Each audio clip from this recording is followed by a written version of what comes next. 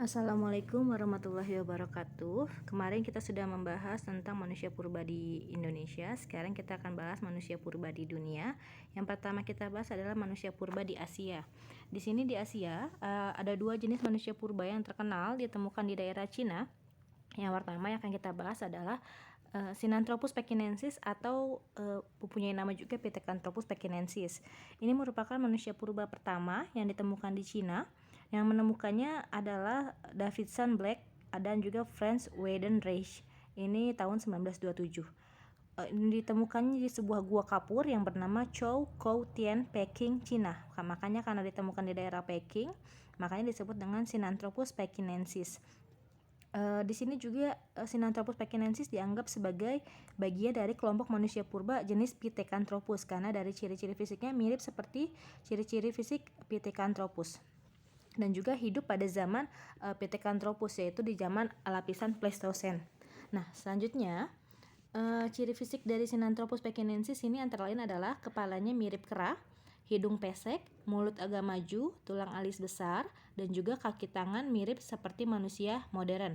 Volume otaknya sekitar 900 sampai 1200 cc.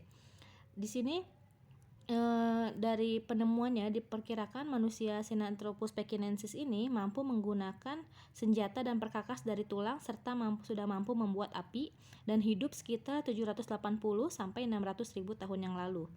Selanjutnya fosil-fosil yang ditemukan itu berupa rahang bawah dan juga beberapa gigi dan juga fragmen tengkorak. Penemuan selanjutnya untuk Sinanthropus pekinensis itu dilanjutkan oleh orang Cina yang bernama Pei Wenzhong tahun 1929 karena penemu sebelumnya tahun 1927. Nah, penemuan selanjutnya tahun 1929 oleh Pei Wenzhong masih di Gua Chou Kou Tian.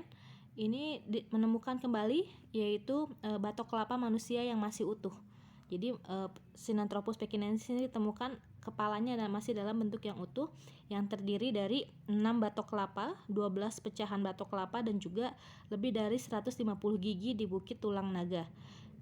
Dari sini juga Pei Wenzhong menemukan sekitar 100.000 alat-alat bantu yang digunakan untuk menyalakan api serta kegiatan berburunya. Nah, bisa dibilang Gua Chokoten ini merupakan tempat penelitian paling besar di penelitian manusia purba terbesar di Cina. Selanjutnya Sinanthropus pekinensis juga mampu berjalan dan berdiri tegak. Di sini kebanyakan diperkirakan tinggi dari Sinanthropus ini kira-kira kalau yang laki-laki 156 cm, sedangkan Sinanthropus pekinensis yang perempuan itu sekitar 140 cm. Usianya atau masa hidupnya diperkirakan mereka mampu hidup tapi cukup pendek, umurnya kira-kira 14 tahun dan jarang yang sampai 50 tahun. Jadi usianya rata-rata hampir sebagian besar 14 tahun. Sinanthropus pekinensis juga belum mampu membangun tempat tinggal, mereka masih tinggal di gua-gua, lalu masih bergantung dengan alam dan juga masih mengumpulkan makanan dan dari pohon dan berburu binatang untuk memenuhi kebutuhan hidupnya. Oke, manusia kedua yang akan kita bahas adalah Sinanthropus latianensis. Ini ditemukan tahun 1963 oleh Wu Jukang. Oke, ditemukan di kota Lantian, Country. Jadi karena ditemukan di Lantian, makanya disebut dengan Sinanthropus lantianensis atau di daerah Cina bagian barat laut. Di sini atau bahasa Indonesia disebut dengan manusia Lantian. Ini mirip dengan Pithecanthropus erectus dan kira-kira hidupnya 800.000 tahun yang lalu. Peninggalannya yang ditemukan dari Sinanthropus lantianensis ini berupa fragmen pertama yang ditemukan adalah daerah mandibula. Mandibula adalah daerah tulang rahang dan juga menemukan tengkorak dengan tulang hidung, rahang kanan dan juga 3 gigi. Berdasarkan itu diperkirakan volume otaknya sekitar 780 cc dan juga lalu ukurannya hampir sama dengan Pithecanthropus erectus di Indonesia. Selain menemukan Sinanthropus lantianensis, penemuan Wu Jukang juga menemukan beberapa fosil hewan dan juga artefak. Dari penemuan artefak batu atau peninggalan batu dan abu dari Sinanthropus lantianensis ini diperkirakan manusia jenis lantianensis ini memiliki kemampuan untuk menggunakan peralatan yang menunjang kehidupannya serta sudah mampu membuat yang namanya api. Oke, selanjutnya kita masuk ke manusia purba dari Afrika.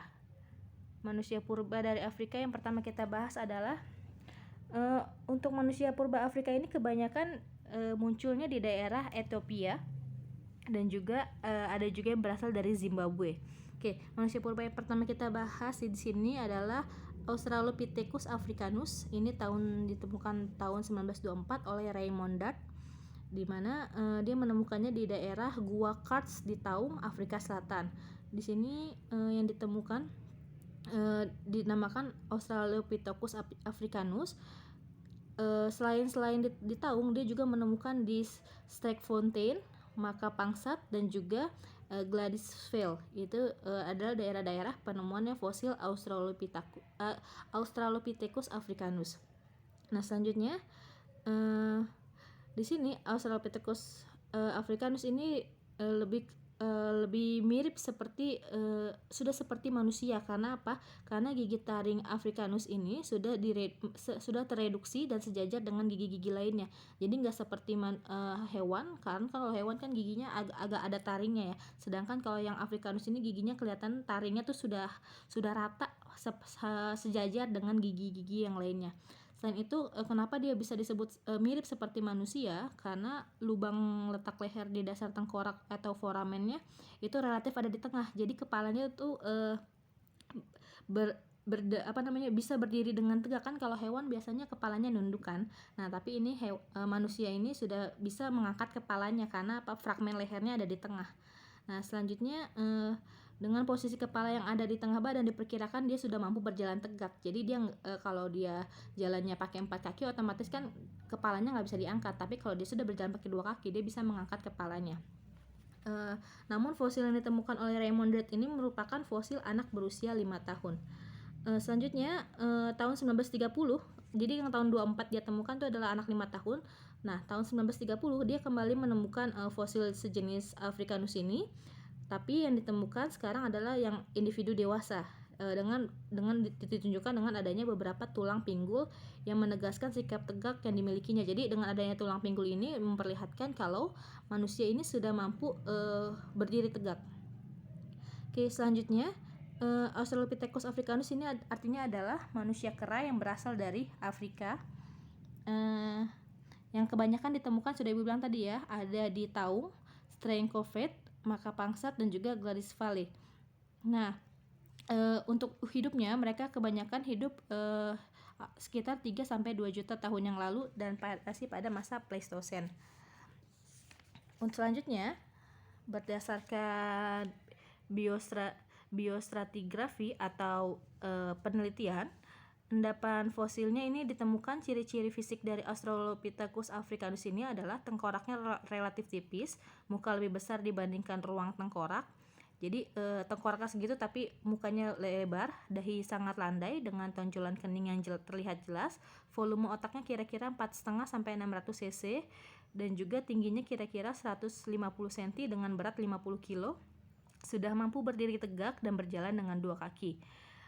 Diperkirakan tempat tinggalnya mereka adalah di padang terbuka seperti padang rumput dan juga makanannya adalah tumbuh-tumbuhan dan juga buah-buahan. Mereka juga sudah mulai memakan daging dan ini diperkirakan ini merupakan spesies atau makhluk pertama yang melakukan perburuan binatang besar, karena tadi mereka diperkirakan yang pertama makan daging, maka pertama kali melakukan perburuan.